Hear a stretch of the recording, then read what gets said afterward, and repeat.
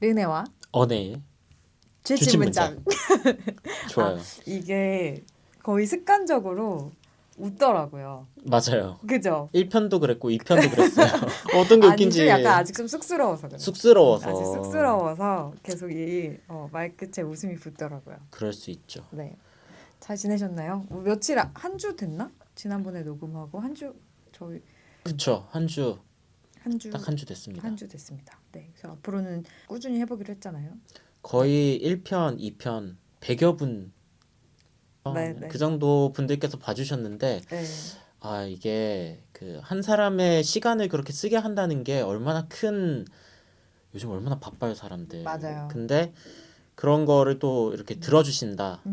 감사하죠. 감사하죠. 그래서 좀 더 열심히 해야겠다 이런 생각이 들었습니다. 개인적으로. 맞아요. 너무 고마워. 아침에 이제 일어나가지고 이렇게 보잖아요. 조회수. 그러면 유튜버 다 됐네요. 유튜브 다 됐죠. 네. 너무 이게 올라가 있으면 기분이 좋더라고요. 그리고 막 이렇게 하트 눌러주고 이러면 하트 좋아요 눌러주고 이러면 이 맛에 유튜버 하는구나 이런 생각 들고 누군가는 좋아했구나. 누군가는 좋아해줬구나. 감사합니다. 오늘도 주침문장 뭐 간단하게 소개해 주시고 진행해 주시죠. 네네. 이제 매주 하게 되는 것 같은데 네. 이게 매주 하는데 매주 설명이 어렵네요. 제가 한번 해볼까요? 좋다. 좋은 생각이다. 언혜가 한번 주침문장이 뭔지. 우리 주침문장은 책을 읽고 이제 자연스럽게 줄을 치게 되는 부분들이 있죠. 무슨 줄을 쳤는지를 서로 나누면서 책의 가장 중요한 부분들을 서로 공유하는 그런 독서 모임이라고 할 수 있죠. 그렇죠. 할 수 있죠. 이번에는 스크루테이프의 편지를 진행을 하고 있고 처음에는 한 개의 편지를 가지고 한 50분 찍었는데 그 다음엔 비약적 발전을 이루어서 10개의 편지를 이제 40분 분량으로 줄였고 맞아. 오늘도 10개 분량의 편지를 한 3, 40분 안에 그 정수를 엑기스를 모아가지고 여러분들에게 전달해 드리려고 한다. 그죠. 이게 오늘 저희의 계획입니다. 그렇습니다. 근데 여기서 말하는 정수란 르네가 생각하는 이 책의 정수, 극히 개인적인. 언혜가 생각하는 네. 이 책의 정수. 그래서 들으시는 분들이 생각하는 정수는 아닐 수도 있다. 맞아요. 그래서 그러나, 부제가 오늘 내가 주침문장. 주침문장. 네. 그러나 같이 들으시면서 나의 주침문장은 그럼 뭐지? 라고 한번 생각해 보시고 그쵸. 나랑 같은 곳에 주셨네? 라고 하는 기쁨도 한번 찾아보시고 그렇게 하면 또 듣는 청취의 기쁨이 좀 배가 되지 않을까. 맞아요. 저도 그렇게 생각합니다. 그리고 우리가 그 자주 이야기하죠. 댓글을 통해서 이제 어떤 문장을 주치셨는지 알려달라고. 근데 생각해보니까 저희는 이제 무슨 책을 어디까지 읽었는지 공지도 안 하고 진짜 방송 그렇다? 일정에 대한 뭐도 없고 그러니까 굉장히 불친절해요. 그렇기 때문에 이런 부분은 좀 개선이 필요하다. 이 지금 부분은. 이거 하면서 네. 오늘 녹음하기 직전에 네. 어떤 얘기를 나눴냐면 누구랑 얘기를 르네와 언혜가 나누셨는데요? 어떤 얘기를 나눴냐면 저희가요. 네. 르네와 언혜가 나눈 얘기 중에 너무 르네가 날 것으로 이곳에 참여한다. 이렇게 사람이 이제 듣다 보니까 사람이 이제 말하는데 말습관 같은 게 있잖아요. 있죠. 그 말습관들이 너무 내추럴하게 르네의 본연의 모습들이 다 들어가고 그렇죠. 하다 보면 중간중간 르네가 반말을 하고 있고 거의 방송 아닌 줄. 네. 그래서 오늘 조금 이제 우리 녹음되고 있다. 누군가는 이걸 듣고 있다라는 걸 좀 의식하면서 해보자라는 얘기를 나누고 이거 시작했더니 제가 지금 굉장히 경직된 느껴지시나요? 저의 아니요. 떨림이? 아니요. 정제된 거예요. 정제된. 예, 말의 표현을 어떻게 하느냐에 따라 불안일 수도 음. 있고 기대일 수도 있죠. 언혜가 이게 좋아. 되게 굉장히 이거는 경직된 게 아니에요. 해석을 잘해주더라고. 굉장히 정제돼 있고 오케이. 조금 더 포멀해졌다라고 좀- 표현을 해볼까요? 조금 포멀하고 정제된 르네의 오늘을 하지만 얼마 안 갈 겁니다. 맞아. 제가 봤을 때는 맞아. 안 될 것 같아요. 얼마 안 나 갈 것 그냥 같아요. 나대로 할래. 나는. 그래요. 누가 이게 뭐라 나야. 해도 그쵸. 어쨌든 오늘은 좋습니다. 스쿨테이프의 편지 3번째 시간 11번째 편지부터 20번째 편지까지 네.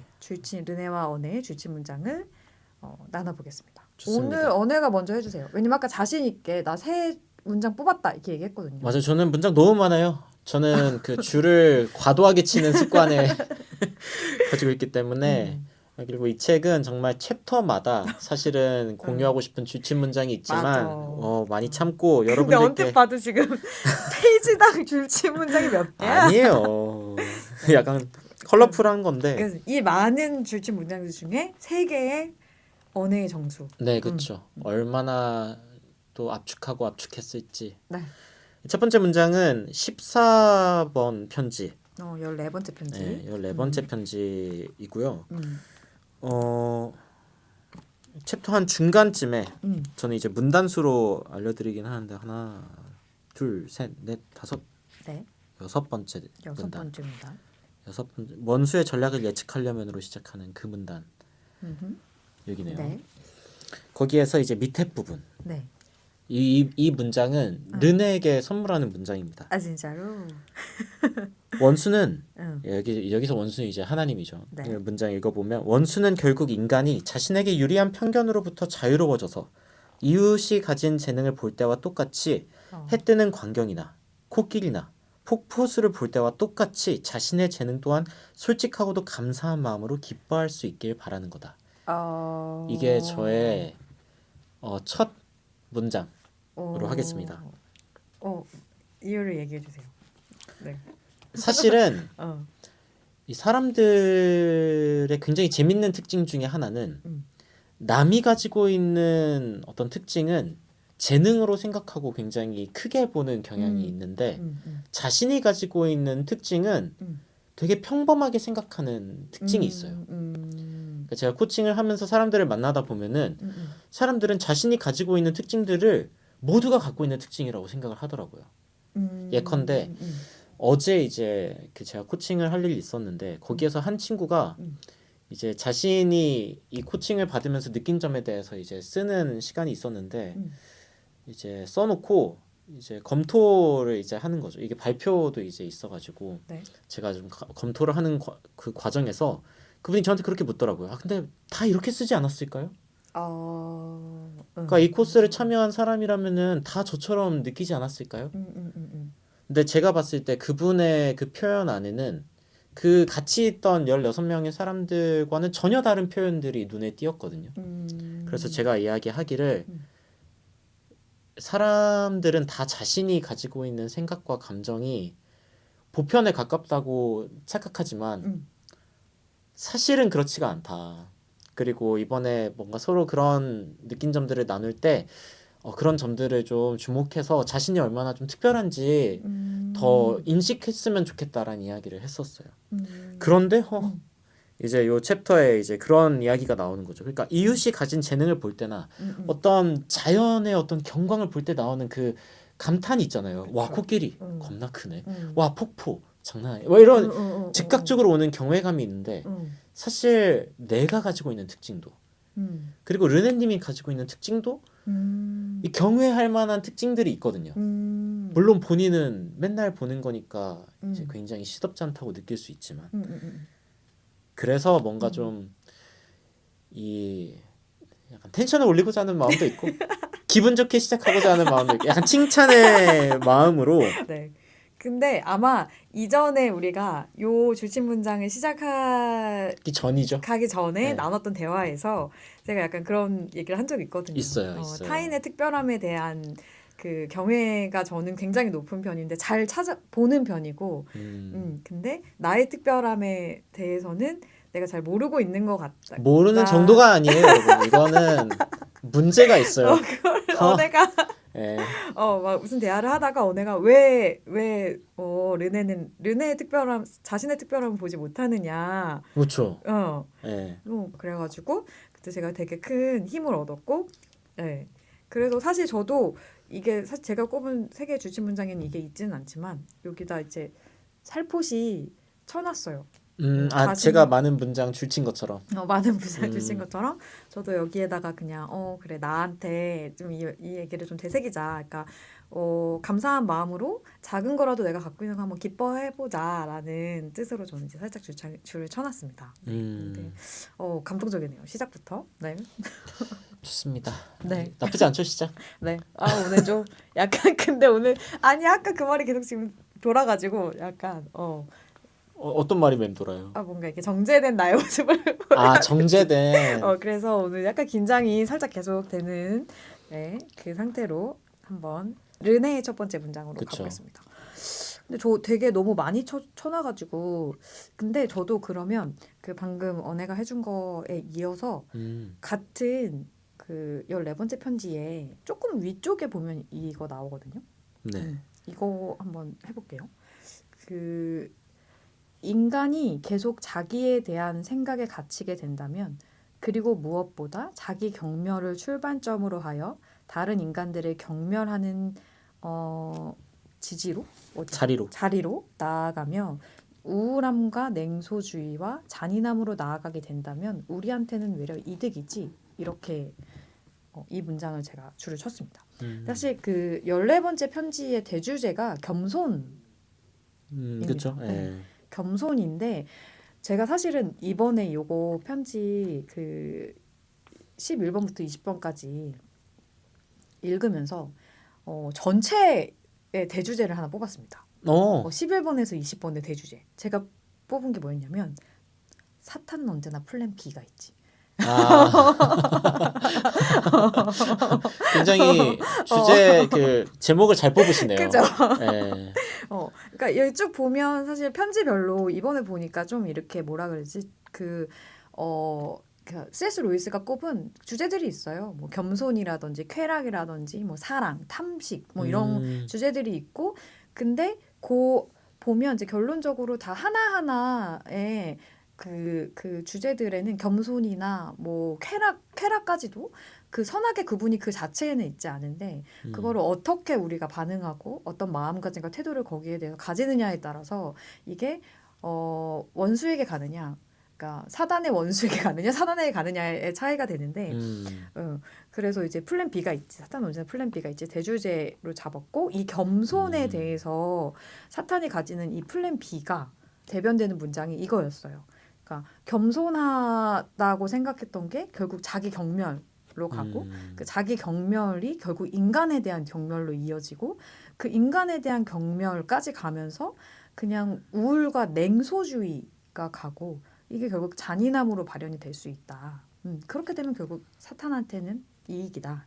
이거였는데 저는 사실은 뭐 이게 뭐 잔인함이나 뭐 여기 뭐 이렇게 극단적인 우울함이나 뭐 이렇게까지 가지는 않았지만 이게 조금 이렇게 뭐 아다르고 어다른데 경멸까지는 아니지만 저한테 약간 그런 면이 있거든요. 그러니까 누군가가 어떤 저한테 제가 봤을 때 좀 성숙하지 못한 모습을 보이거나 아니면 저 스스로도 이게 뭔가 내가 원하지 않는 어떤 행동들, 그러니까 마음가짐이나 태도들이 나한테 나왔을 때 인간은 원래 그렇지 뭐.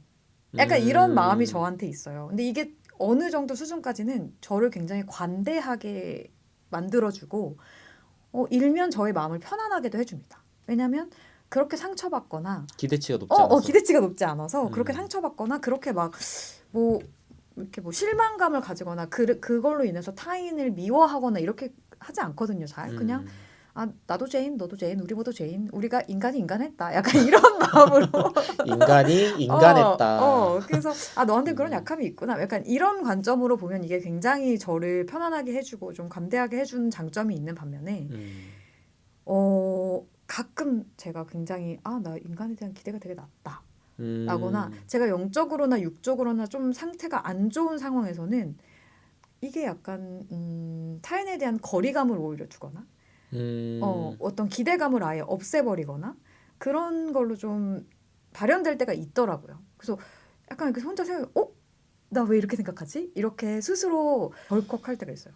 그리고 가끔 그래서 제가 어떤 미래에라거나 이렇게 어떤 기대 이상의 행복에 대해서 나의 기대감이 낮구나. 그런 걸 느낄 때가 있어요. 그래서 제가 이쯤에서 질문 하나 던져도 네. 될까요? 그러니까 무섭다. 아니 그냥 개인의 의견이니까 르네님이 보시기엔 이 14번 편지에서 이야기하는 겸손이란 그러니까 여기가 겸손이 뭐가 아닌지는 얘기했잖아요. 그렇죠. 뭐 아름다운 여자가 스스로 못난이라고 믿고 막 명석한 남자가 스스로 멍청하다고 믿으려고 애쓰는 게 겸손이 아니다라고 얘기를 했단 말이죠. 그러면은 겸손은 뭘까요? 겸손이 그래서 그러니까 겸손이 뭐다라는 말은 없거든요. 없나요? 그러니까 여기에 겸손은 뭐다라는 말 자체는 없는 것 같은데 그게 겸손이 아니라면 그리고 뭔가 나를 비하하고 뭐 심지어 자기 혐오까지 빠지는 게 겸손의 진짜 모습이 아니라면은 진짜 겸손의 모습은 무엇인지 어떻게 생각하는지가 궁금했어요. 진짜 겸손의 모습이 뭐냐고? 그냥 제가 이해한 바로 얘기를 하자면 일단은 이제 그 제가 여기서 그러니까 14번째 편지에 제목을 제가 또 줬는데 좀 제목 짓는 거 좋아해가지고 제목 장인이시군요. 제목 장인이 아, 네. 겸손 그리고 자기중심성 이렇게 써놨어요. 네. 그러니까 겸손의 근데 사실 이것뿐만이 아니라 이제 계속해서 C.S. 루이스가 얘기하는 것 중에 하나는 그 뭐 겸손이라든지 쾌락이라든지 뭐 사랑이라든지 그 모든 거에서 사탄이 원하는 방향, 그러니까 신이 원하는 하나님이 원하는 방향의 반대쪽은 자기중심성이더라고요, 결국에는. 그래서 겸손도 이게 나에게 집중해서 나의 겸손함에 집중하는 자기중심성으로 가면 겸손이 아닌 거. 근데 자기중심성의 반대가 결국 하나님을 중심에 놓는 거거든요. 그래서 겸손이라고 한다면 나에게 집중하는 거. 내가 무엇을 가지고 있나? 내가 무엇 가지고 있지 않나? 뭐 이런 것들에 집중하지 않고 자기 중심성을 다 내려놓고 그냥 하나님이 창조한 세계, 하나님이 창조한 나에 대해서 나의 의가 아니라 그분의 의에 집중하면서 그냥 온전히 기뻐할 수 있다면 그리고 그게 나에게도 적용이 되고 타인에게도 적용이 되는 상태. 근데 그런 의로운 그런 아름다운 그런 상태들을 여기 보면 이제 언혜가 찝어준 자신의 재능 또한 솔직하고 또 감사한 마음으로 기뻐할 수 있는 그 상태가 나에 기인한 게 아니라 나를 이렇게 창조한 하나님에 대한 감사와 기쁨으로 이어진 이런 아름다운 타인을 만든 감선으로 이어지는 그 상태가 겸손이라고 정의한다. 이게 좀 장황해졌네요. 근데 무슨 말인지 알겠어요. 그죠. 어쨌든 겸손 자기중심성의 반대의 태도를 가지고 자신과 타인의 재능을 기뻐하고 순수하게 기뻐하고 감사할 수 있으면 그것이 겸손이다. 정리가 됐다. 그죠? 훌륭해요. 저는 그렇게 정리를 했습니다. 왜 물어봤어요? 아니 저도 이제 그냥 어떻게 정리하셨을지 궁금한 것도 있고. 지금 나한테 큰 지금 시험 보는 게 아니에요. 나 지금 아니에요. 약간 한국인 궁금했다고. 나 지금 밖에서 눈치 보면서 막 이게 맞나? 언니 눈치 보면서 대답했다고. 훅 들어오지 말라고요. 그냥 서로 질문할 수 있잖아요. 그래 알았어요. 네. 근데 저는 나도 뭔가 지금 질문 생각한다. 들어와요. 그 영화 인크레디블 혹시 보셨나요? 그 애니메이션. 네. 봤죠. 거기에 이제 나오는 대사 좋아해. 중에 하나가 1편인 거예요. 아마 제 기억이 맞다면은 그 대쉬 그 가장 어린애 남자애가 엄청 빨리 돌아다니는 그 친구 있잖아요. 근데 그 친구가 이제 초능력자인 거를 좀 숨겨야 되는 그러니까 일상에서 그런 게 드러나면은 주목도 많이 받고 뭐 이러니까 그래가지고 어머니가 이 대쉬를 좀 나무라면서 뭐 하는 얘기가 있어요. 근데 거기에서 너 말고도 모든 사람들이 특별하다. 너도 특별하고 뭐 다 특별하지만 그러니까 다 특별하고 너도 특별해. 너도 특별한 존재야라고 이야기하면서 최대한 뭔가 이렇게 숨기고 사는 거에 대한 불편을 좀 이렇게 도닥여 주려고 하는 장면이 있어요. 근데 대시가 그 장면에서 약간 혼잣말로 왜 그런 거 있잖아요. 엄마가 무슨 말 하면은 괜히 막 혼잣말로 그거 막 그 반항심에 하는 말들 대시가 뭐라고 하냐면 그러니까 뭐 엄마가 뭐 everyone is special 이런 식으로 얘기하니까 대시가 another way of saying no one is. 그러니까 모두가 특별하다고 하는 건 결국 모두가 안 특별하다는 말 아니야? 이렇게 대시가 얘기하거든요. 근데 둘이 그러니까 영화 전개 속에서도 나타나지만 특별한 거는 다 서로가 다르게 특별하기 때문에 모두가 특별하지 않다는 말과는 사실 다른 말이거든요. 근데 일상 속에서는 내시처럼 느끼는 사람들이 많은 것 같아요. 그러니까 인스타 보면 특별한 사람들이 넘쳐나고 내 주변에도 사실은 내가 가지 못할 경지에 있는 사람들이 있고 하면 내가 특별하다는 얘기를 아무리 들어도 내가 특별하다고 이제 안 느끼는 거죠. 근데 저는 그런 것들이 뭐 제가 가지고 있는 특성상 그리고 제가 가지고 있는 직업의 어떤 특성상 그런 것들이 되게 안타까워요. 그러니까 사람들이 자신의 어떤 특별함이나 재능이나 자신의 어떤 장점, 강점들을 잘 활용하지 못하는 것. 근데 겸손함은 음. 그런 것들을 가능하게 하는 것 같아요. 그러니까 저 사람이 얼마나 특별한지 아는 것이기도 하지만 그에 대비하여 나도 얼마나 특별한지를 아는 것도 그 안에 포함되어 있는 거기 때문에 그 겸손이라는 말 안에.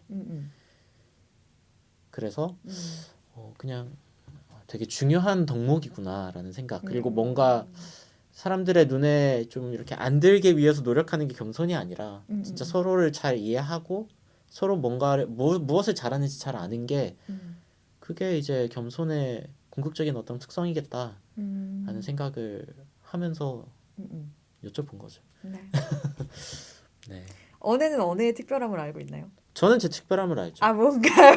아 너무 자신 있게 얘기했어. 일단 지금. 턱수염이 달려 있고 아 오케이. 아 오케이. 요즘 잘 안 기르잖아요. 오늘 언해 좀 너무 보여주고 싶다. 나 지금 밥 지금 아저씨가 될 거냐고 제가. 제가 그 수염을 기르려면은 적어도 한 3주 정도는 기르고 그 다음에 모양을 내야 된대요. 그래서 지금 한 일주일째거든요. 아 진짜? 아 이게 의도적으로 지금 이렇게 하고 있는 겁니까? 네. 아 그러니까 원래 2주 전부터 기르기 시작했는데 중간에 결혼식 축가를 해달라는 그게 있는데 제가 완성되지 않은 수염으로 나타나기가 너무 죄송해서 그때 다시 밀고 여기서 또 예, 그리고 그런 일이 있었어요. 언어의 특별함이 하나 나왔네. 노래 또 노래하는 것도 굉장히 좋아하고 작사 작곡하는 것도 좋아하고 좋아하고 잘하고 그렇게 그쵸. 잘합니다. 겸손하기 위해 노력 중이에요. 진짜 언어의 엄청난 특별함이라고 난 생각합니다. 여기에서 아니에요 하면은 제가 봤을 때 바로 말려주는 거거든요. 그렇죠. 네. 여기에서 인정해야 되죠. 감사합니다. 네. 그리고 경청하는 능력이라던가 네네. 아니면 다른 사람들의 이야기를 이제 듣는 것도 굉장히 제가 좋아하고 또 잘한다고 느껴요. 맞아요. 듣는 거를 잘하는 것도 굉장한 능력이거든요. 제가 이거를 느끼는 게 다른 사람한테 그런 걸 기대할 때 그런 걸 느껴요. 기대할 때. 예, 제가 생각하는 듣기의 기준과 상대방이 너무 동떨어진 이제 듣는다기보다는 좀 다른 행동을 하고 있을 때 이거 어떻게 표현해야 될지 잘 모르겠지만 그러니까 제가 잘하는 것들이 있다는 거를 저도 느끼고 그리고 그런 부분들을 더 잘해서 뭔가 이 세계에 좀 도움이 되고 싶은 마음이 있는 거죠. 네, 좋습니다. 그냥 궁금했어요. 언어의 특별함을 언어가 알고 있나? 네. 좋습니다. 그러면 다음 문장으로. 다음 문장. 네, 언어의 두 번째 문장은 뭔가요? 저는 이 책의 정수라고 할 수 있는 문장이기도 하고 이 책을 통틀어서 한 문장을 뽑는다면은 통틀어서 한 문장. 저는 이 지점을 뽑고 싶어요. 어딘가요? 15편의 네. 두 번째 문단. 네. 인간은 시간 속에서 살고 있지만 원수는 그들을 위해 영원을 예비해 두었다. 그래서 인간의 주된 관심을 영원 그 자체와 이른바 현재라는 두 가지 시점 모두에 집중시키려 되어 있지. 현재는 시간이 영원에 가닿는 지점 아니냐. 이 문장을 저는 이 책에서 가장 사랑하고 가장 좋아하는 문장이에요. 잠깐만요. 나 지금 못 찾았다며. 잠깐만. 여기에서부터 네네. 여기서부터 뭐 인간은 시간 속에서 살고 있지만 원수는 그쵸. 그들 어디까지죠? 지점 아니냐. 아니냐 여기까지. 현재는 시간이 영원에 가닿는 지점 아니냐. 어떻게 이렇게 표현할까요?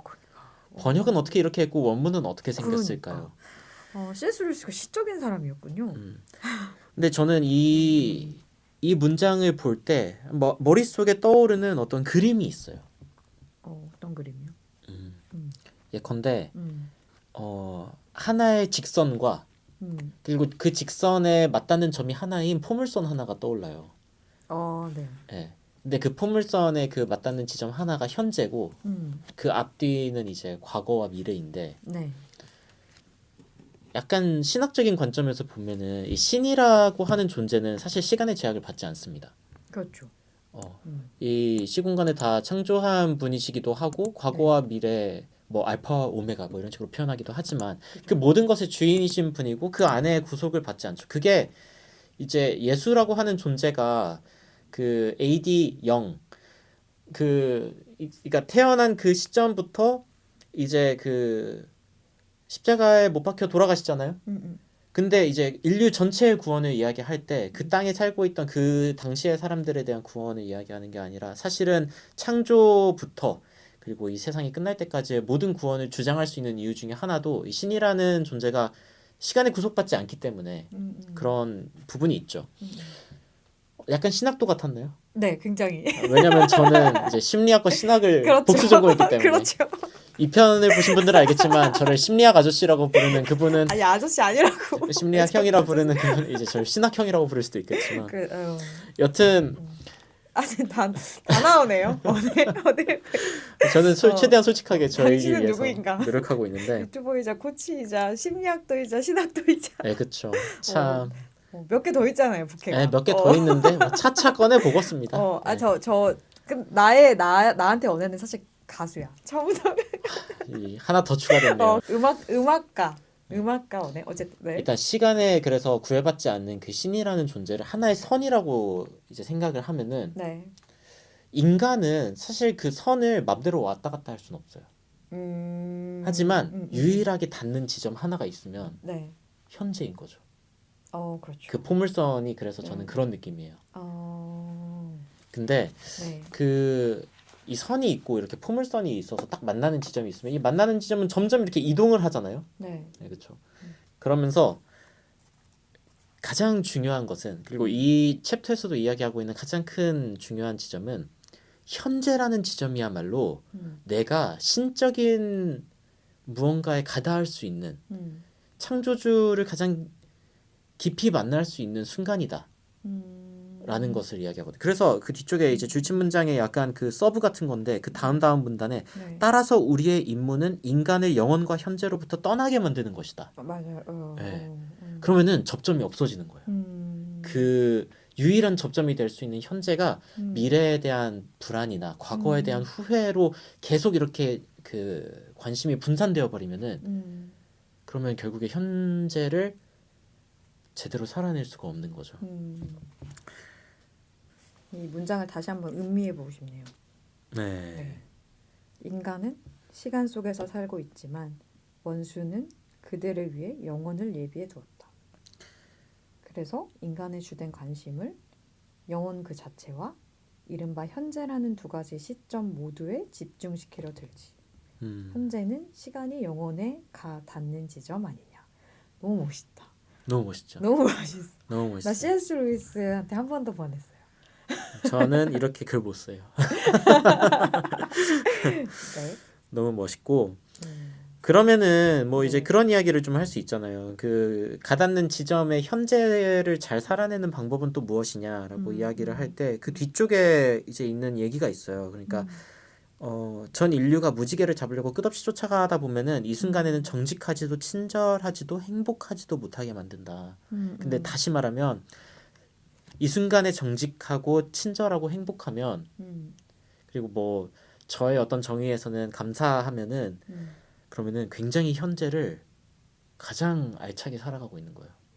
왜냐하면 개인 영역에서 할 수 있는 가장 큰 미덕은 정직이고 대인 영역에서 할 수 있는 가장 큰 미덕은 친절이고 그리고 신을 대하는 영역에서 할 수 있는 가장 큰 영역은 감사하면서 행복하는 거라고 생각하거든요. 그러니까 그런 점을 생각해 볼 때 이 문장은 그냥 그리스도인으로 살아간다는 것 신을 뭔가 더 궁금해하는 사람으로서 현재에 부족한 나를 안고서 살아가는 이 무엇이 어떻게 표현할 수 있을까?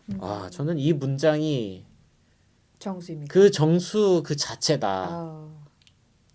라고 생각합니다. 물론 이제 다음 시간에 이 문장이 정수입니다. 또 다른 문장. 또 우리 알잖아. 오늘의 문장과 내일의 문장이 다른 네. 나의 문장. 나의 뭐 주체 그게 문장. 마케팅 아닐까요? 그렇죠.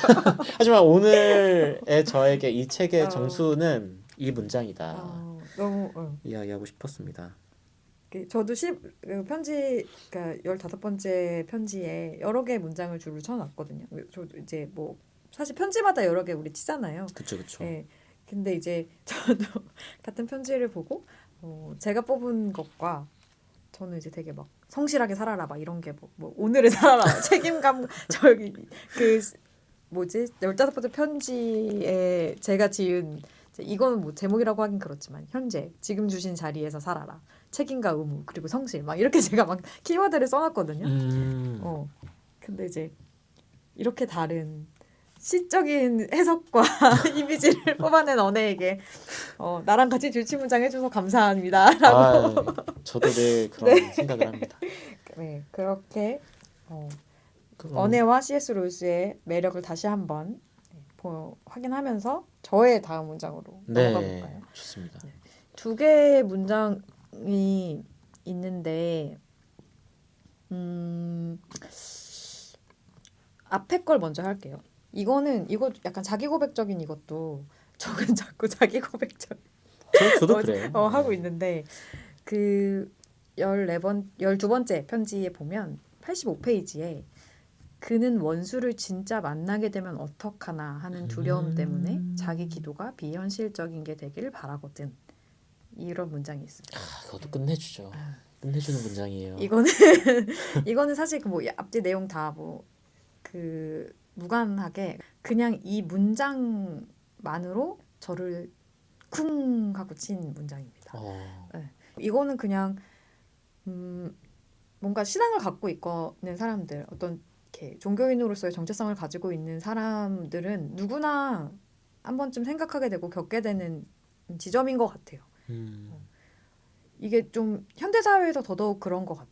내가 굉장히 중요한 사회잖아요. 자기중심성이 굉장히 중요한 가치로 뭔가 이렇게 그게 지혜로운 양. 그렇죠. 살아가는 자기 사회. 결정권. 나의 결정권. 자기에 대한 이해 이런 게 어느 때보다 이제 중요한 시대이긴 한데. 그리고 거기 플러스 그게 있어요. 그 사람들이 교회 다니는 사람은, 그러니까 신에게 의지하는 사람은 나약한 사람이야라고 얘기하잖아요. 그러니까 그게 결국에는 그 어려운 상황에 대해서 네가 돌파하고 너의 의지와 너의 그 계획과 너의 힘으로 돌파할 생각을 안 하고 그거를 신한테 의지해? 이 얼마나 나약한 인간이야? 약간 이렇게 해버리는 게 있거든요. 있죠. 그거를 스스로한테 또 검열하게 되는 거예요. 너는 진짜 너의 무기력함에 대한 어떤 도피처로 그걸 생각하는 것이냐? 뭐 아니면 진짜 그런 어떤 너의 그 신념과 믿음에 반응하는 것이냐? 뭐 이런 질문들도 계속 하게 되고 뭐 여러 가지 이유들로 이 지점에 두려움을 갖게 되는 것 같아요. 그리고 진짜 이제 저변에 가장 아래에 있는 그 두려움은 신한테 나를 온전히 맡겼을 때 신이 내가 원하는 방향과 모습으로 나의 삶을 인도해 줄 것이냐라는 것에 대한 두려움이 굉장히 크죠. 왜냐하면 믿음이라는 건 그 신한테 그러니까 신의 존재를 인정한다는 건 신이 전지전능하고 그 무엇보다 크고 나의 삶에 대한 어떤 결정권과 운영권을 갖고 있는 존재라는 걸 인정하는 거기 때문에 그걸 인정해버렸을 때 신이 나의 인생을 결정하고 운영하는데 내가 원하는 걸 그대로 해줄 거야? 약간 이런. 그쵸. 나 이렇게 살고 싶은데 이게 신의 뜻이 아니면 어떡하지? 막 이런 두려움들, 뭐 이런 것들이 계속해서 실제로 인생에는 끊임없이 고난과 고비들이 있기 때문에 근데 신이 이미 내 삶에 있는데도 나한테 이렇게 고난과 고비가 끊임이 없으면은 내가 그한테 나의 삶을 온전히 드렸을 땐 도대체 어떤 일이 일어나는 거야? 라는 그런 이상한 뭐 두려움들, 뭐 그러니까 여러 가지 두려움들이 막 여기에 막 이렇게 더해져가지고 내가 진짜 신을 만나면 어떡해? 라는 두려움이 이런 어떤 마지막 고백 같은 그 기도를 하기 어려웠게 하는 것들이 있죠. 근데 저는 그렇게 이게 이상한 그 두려움이라는 생각이 안 들어요. 왜냐면은 뭐 성경책을 보면 볼수록 오늘 완전 신학어네. 그러니까 완전 신학이네. 성경책을 보면 볼수록 그 개인의 의사와는 상관없는 무언가를 시키는 하나님이 계세요. 그리고 뭐 예언서 같은 예를 들면은 진짜 수도 없이 들 수 있어요. 호세야, 너는 가서 음란한 여성을 만나가지고 결혼해가지고 살아라. 하고 싶을까요? 싫어요. 근데 하나님께서 이제 백성을 찾는 그 마음을 그리고 그 자신의 어떤 그 마음에서 계속 벗어나는 그 백성들에 대한 그 마음을 호세아가 그 결혼 생활을 통해 알게 하시려는. 근데 호세 안 원하죠. 요네가 자기가 정말 싫어하는 니느웨에 가가지고 그렇게 너희들 회개해야 하나님이 살려주신다라는 거를 알려주고 싶을까요? 회개 안 하고 멸망하기를 바라고 있는데 그럴 바엔 내가 차라리 정반대로 달려가지고 고래에게 고래인지 뭔지는 모르겠지만 여튼 그런 한이 있다 하더라도 나는 정반대로 달려갈 거야 하다가 결국에는 또 살려내러 가죠. 맞아. 강권적으로. 그럼에도 불구하고 나와가지고 승을 내는 게 요네의 삶인 요나의 요나의 삶인데 요네는 리그 오브 레전드 캐릭터죠. 제가 요즘에 롤드컵을 보고 있어서 게이머 원에도 나오네요. 오늘. 하여튼 요나의 그런 특징인데 그런 것들을 생각을 해보면 그런 두려움이 허황되지 않은 거예요. 맞아요. 실제로 C는 나의 삶을 내가 원치 않는 방향으로 끌고 갈 가능성이 있는 거예요. 근데 그럼에도 불구하고 그렇게 따르겠습니다라고 고백할 수 있는 배경에는 그 신적인 뜻에 부합하는 고통이 그냥 내 개인의 뜻을 위해서 겪는 그 고통보다 낫다. 그러니까 이건 제 개인적인 고백인 것 같아요. 그게 더 나은 것 같다라는 어떤 판단 때문에 저는 사실은 그 믿음을 고백할 수 있는 것 같아요. 이 문장이 우리를 너무 진지하게 만들었어. 아니 전 좋아요. 이런 게 또 줄치 문장의 맛 아니겠어요? 맞아요. 네, 정수를 뽑으려면 이 정도는 들어가야지. 네네. 시추해야죠. 그렇죠. 그렇지만 저는 뭐 얘기하자면 이 선을 넘었다. 축하드립니다. 아 예. 언제 다시 돌아올지 모르지만 기복으로. 아니 이게 넘었다는 게 제가 막 이렇게 어떤 엄청난 뭔가 뭐 계시를 받고 막 이래서 그게 아니라 그냥 선택하기로 한 거죠. 그게 중요합니다. 그냥 의지의 원. 맞아요. 그냥 왜냐면 선택하는 게 방금 얘기했던 거랑 같은 것 같아요. 인정하고 선택하는 게 저한테 편합니다. 그래요. 유익합니다. 나의 네. 고비는 네. 쉽다라고 이야기한 예수님을 믿는 거죠. 믿어보는 겁니다. 사람이 두 가지 정체성을 가지고 살아가면 너무 고달프거든. 네, 쉽지 하나로 밀고 나가는 게 가장 편안합니다. 진짜 사지가 찢기는 느낌이 듭니다. 맞아요. 그래서 그냥 편안하게 하나의 정체성만 갖고 살아가기로 결정했습니다. 네. 그런 의미에서 제가 세 번째 문장을 좀 공유를 할 때 저는 네. C.S. 루이스를 위로하는 문장을 뽑았습니다. C.S. 루이스를 위로하는 문장이요? 우와, 그런 문장이 있어? 저는 네. 이 문장을 읽으면서 네. C.S. 루이스가 얼마나 삶이 고통스러웠을까. 그러니까 사실은 그러니까 늘 그랬다는 게 아니라 C.S. 루이스의 직업이 뭐죠? 작가요. 작가죠. 네. 13편 마지막 문단 바로 위쪽에 네. 글쓰기는 원수가 영혼에 심은 씨앗을 말려 죽이는데 종종 탁월한 효과를 내니까 라는 문장이 있습니다. 아 진짜? 그런 문장이 있었어요? 13편 맨 네. 마지막 문단 위쪽 글쓰기는 원수가 영혼에 심은 씨앗을 말려 죽이는데 종종 탁월한 효과를 내니까. 글 쓰는 사람이 이런 문장을 썼다는 것은 저에게는 굉장한 그러네.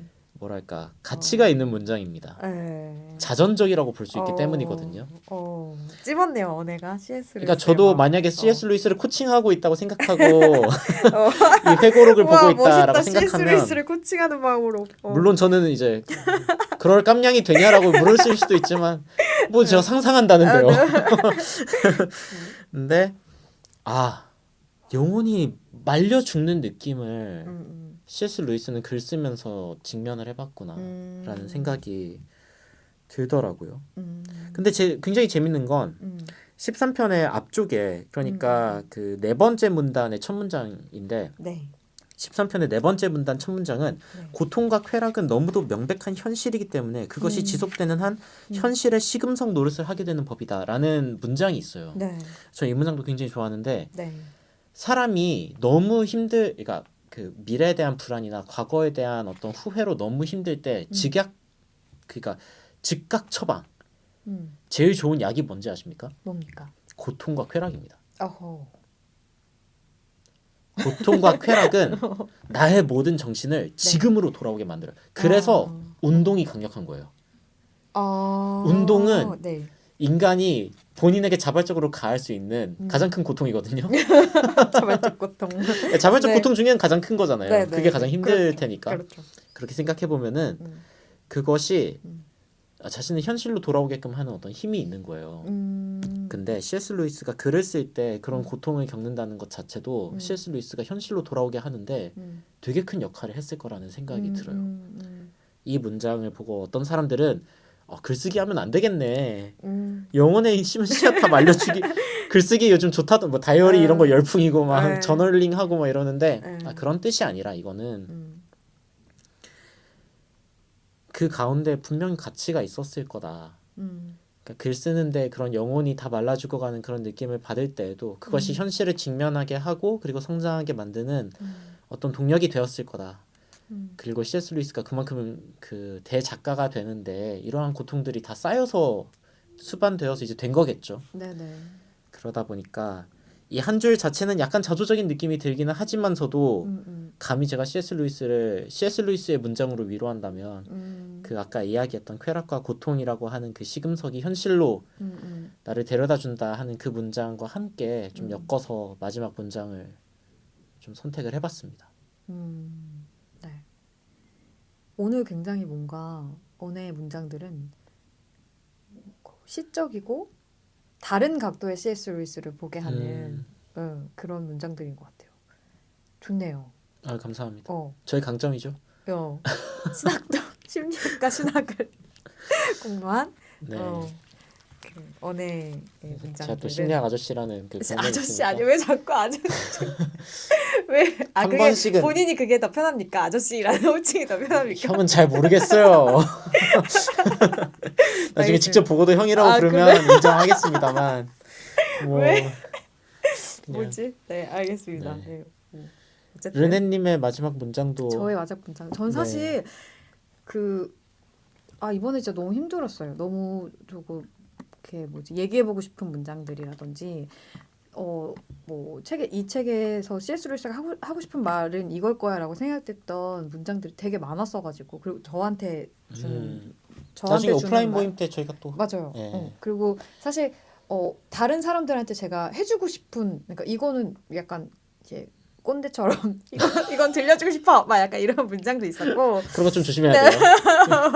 그런 거 조금 조심해야 돼요. 예. 그랬는데 그냥 제가 그 마지막으로 하나 픽하는 문장은 저는 예전에 한번 언니한테 얘기한 적 있었는데 제 인생의 띠은 제 인생의 주제는 사랑입니다. 네, 저는 인생의 주제를 사랑으로 삼고 있고, 그러니까 나의 정체성을 하나님으로 결정한 이유도 사랑의 하나님이라는 그것에 제가 매료되고, 저는 저 스스로한테 사랑이 없으면 되게 많이 느끼거든요. 굉장히 쉽게 고갈되는 사랑을 느끼기 때문에 신이 나를 사랑하고 신이 나한테 사랑을 부어줘. 그러면 내가 끊임없는 사랑으로 온 세상을 사랑할 수 있겠네라는 그런 저는 그런 기대와 소망이 있습니다. 그 사랑할 때, 그 타인을 사랑할 때, 신을 사랑할 때, 내가 얼마나 나 스스로 충만하고 행복한지를 저는 느껴본 적이 있어가지고 그게 저한테 도파민 같이 있는 것 같습니다.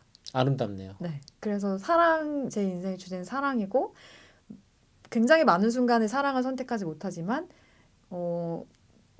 가장 많은 에너지를 내가 그럼에도 불구하고 사랑을 선택하기 위해 애쓰고 있다고 말할 수 있을 것 같죠? 자신 있게 말해요. 자신 있게. 근데 아직 줄치문장 말 안 해준 거 알죠? 이게 뭐냐면 네. 이게 있어요. 16번째 편지에 111페이지인데 우리는 바울이라는 해롭기 그지없는 녀석이 음식이나 그 밖에 본질적이지 않은 것들에 관해 가르쳤던 내용. 그러니까 거리낌 없는 사람은 거리낌을 가지고 있는 사람들에게 항상 양보하라는 내용을 인간들의 마음에서 꽤 많이 제거시키는 데 성공했다. 요 문장이 저는 그리고 이 문장 아래다가 나는 이게 사랑이라고 생각해 라고 써놨거든요. 사실 이렇게 본질적이지 않은 것들에 이거 중간에 보면 사탄이 이거에 대해서 설명하면서 그 종교개혁 시대에 뭐 성만찬이 중요해 미사가 미사가 중요해 뭐 이런 걸로 막 예. 싸우고 미워하고 막 그게 막 사람 전쟁 살인 나고 막 이런 이슈들이 되잖아요. 그런 것들에 대해서 막 얘기하거든요. 결국은 그 기독교가 일으키는 굉장히 많은 미움들과 싸움들이 이런 본질적이지 않은 것들에 기인해서 일어나기도 하고, 그리고 지금 현재 우리가 살아가는 그 세상에서도 종교 개혁 십자군 전쟁 이런 건 안 일어나지만 그냥 굉장히 일상을 치는 수많은 그 공격과 싸움들이 이런 것들에서 사실 일어나거든요. 우리 뭐 왜 쟤는 화음을 저렇게 넣어부터 시작해가지고 아 그거 못 견디죠. 네.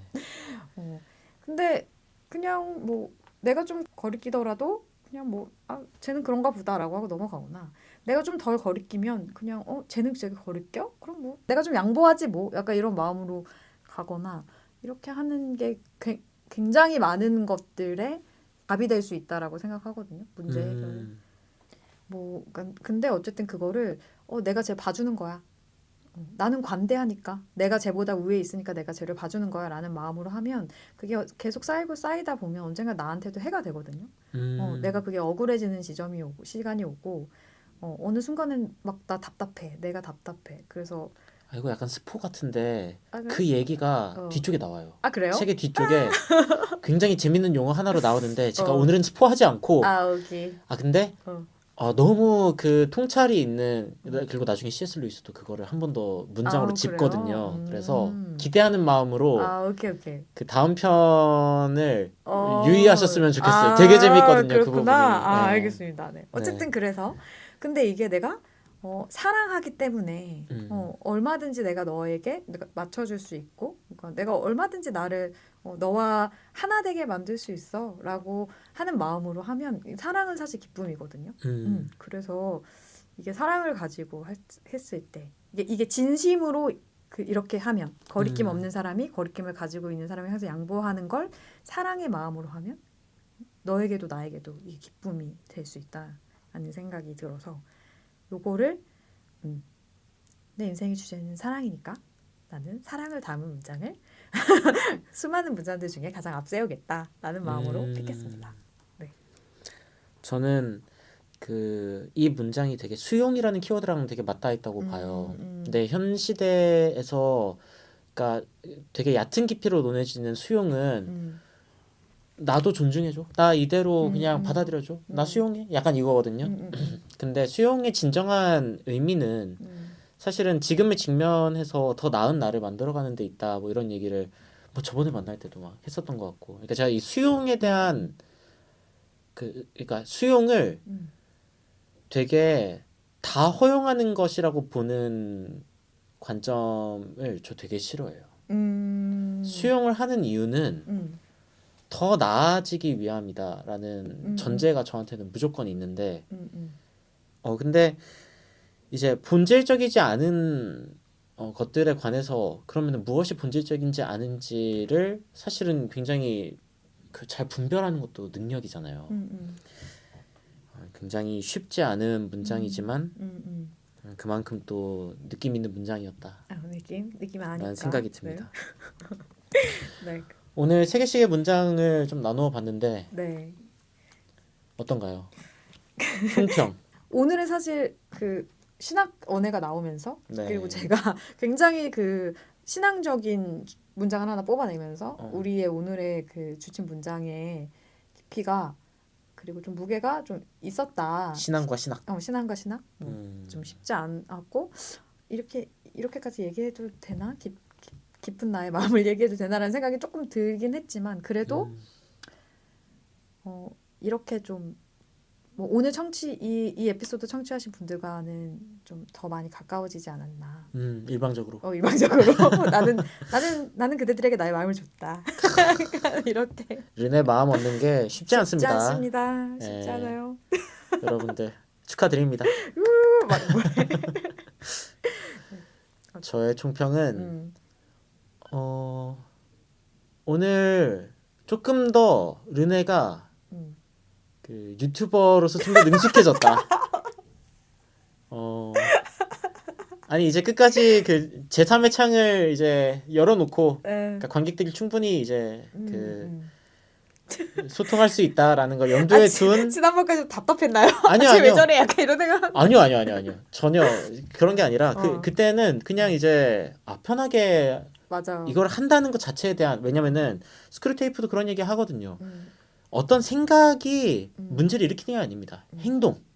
행동으로 그게 이어졌을 때 파장이 생기는 거다라는 이야기를 하잖아요. 음. 근데 이 행동을 했다는 것 자체에 대해서 저는 너무 자랑스러웠고, 근데 오늘은 심지어 그것까지 의식하면서 방송인 다 됐네. 약간 이런 느낌. 너무 좋습니다, 저는. 저 뭐 너무 좋습니다. 이거 오늘도 한 뼘 성장했다. 한 뼘 성장했다. 네. 그것으로 만족한다. 여러분에게도 이것이 성장이었으면 좋겠다.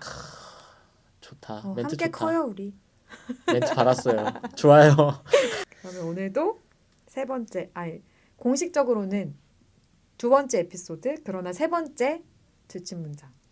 르네와 언의 주침 문장. 안녕. 바이바이.